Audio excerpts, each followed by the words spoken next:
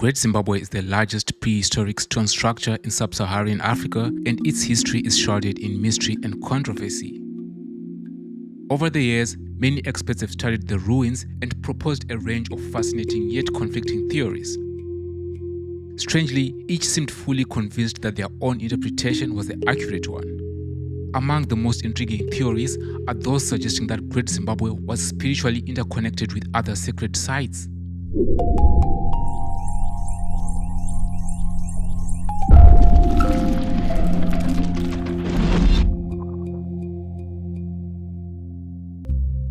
Some oral recollections of Great Zimbabwe's sacred past speak of mysterious sounds and voices that once echoed through its stone walls and surrounding hills. But other accounts are more specific, describing a single powerful voice, one that closely resembles the voice believed to speak at sacred shrines in the Matobo Hills, another spiritual site located over 200 miles away. The disappearance of these voices is often attributed to early excavations, looting, and mismanagement, acts believed to have disrupted the sacred order of the site.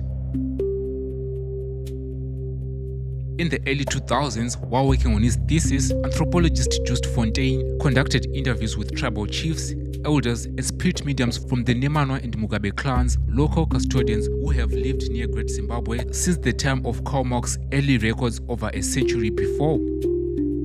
According to these accounts, there was once communication between shrines such as Great Zimbabwe and Matobos. Members of the Nemanwa clan described how some people traveled between these sacred places, some walking above the ground, others through hidden underground passages. Meanwhile, the spirits themselves were said to travel through the air. These underground passages were known as Ninga, sacred channels through which chosen individuals could move between shrines. But over time, something changed. The elders explained that the spirits, disturbed by excavations and interference, closed the secret caves, roads, and Ninga passages to protect their hidden contents from discovery. In interpreting these accounts, Fontaine suggested that the closing of the tunnels and pathways symbolized a deeper disruption, the breakdown of communication between once connected sacred sites.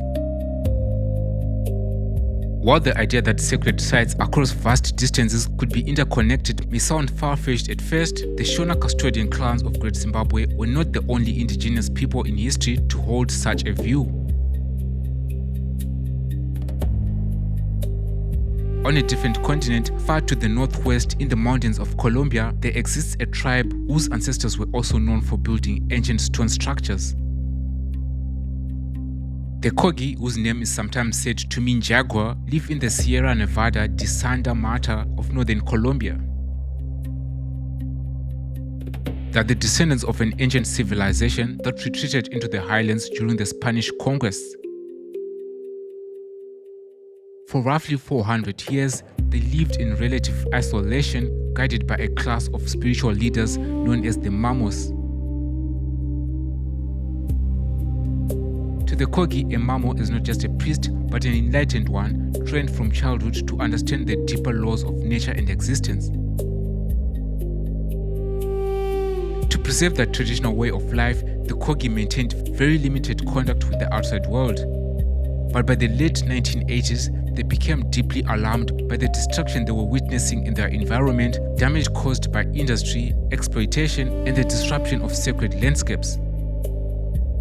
For the first time, they agreed to let an outsider into their territory so that their warning could be heard. That outsider was filmmaker Alan Herrera. The result was the BBC documentary and book From the Heart of the World, The Elder Brother's Warning, first broadcast in 1990. But 2 decades later, they saw that little had changed. They summoned Alan Herrera back to help produce a second film. That film was Aluna, released in 2012. One of the Kogi's most fascinating beliefs is that at the beginning of time, the Great Mother laid down an invisible black thread, linking sacred sites across the coast to corresponding sites in the mountains. What happens at one site, they say, is echoed in another far away. To demonstrate this idea to the modern world, the Kogi devised a symbolic act. In Aluna, they laid down a trail of 400 kilometers of gold thread between sacred sites, showing the invisible connections they believe already exist within the body of the earth. One of the most astonishing moments in the film occurs when Mama Shibulata, one of the Kogi Mamos, visits the observatory at the University of London and meets Richard Ellis, Professor of Astrophysics at University College London. At one point, Ellis shows him an image captured by the Hubble Space Telescope, and Shibulata is able to identify the only star in the picture. He distinguishes stars from galaxies and names the star immediately as though it is already familiar to him. For the Kogi, astronomy is not something observed from a distance, it is something internal. Mwari remains the most widely recognized name for God among the Shona people of Zimbabwe. In 1963, archaeologist Roger Summers proposed that the Mwari shrine may have once been centered at Great Zimbabwe itself, possibly within a sacred cave on the hill, a theory rooted in oral tradition.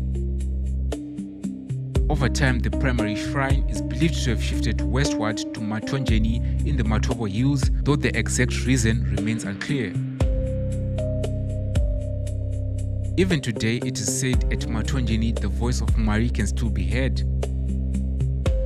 In the 1830s, the arrival of the Ndebele under Mzilikazi reshaped political power in the region. Yet, despite conquest, the spiritual authority of Mwari endured. The Ndebele kings themselves honored Mwari, whom they called Mulimo, offering annual gifts and seeking rain from the same divine source.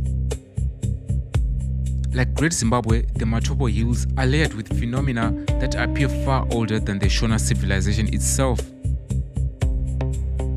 The region holds one of the highest concentrations of ancient rock art in Africa.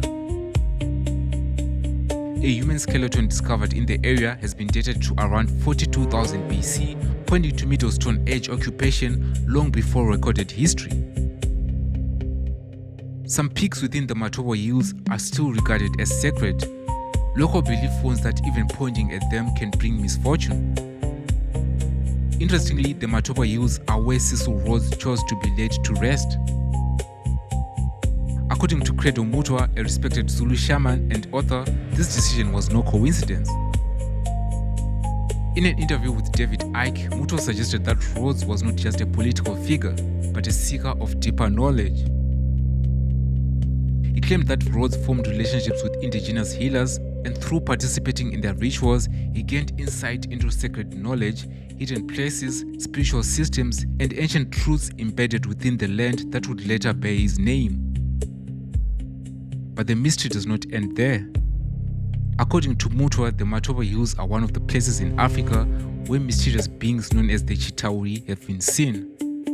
The Matobo Mountains are held even today as one of the places on earth where the Chitauri are often seen and where they land in their craft.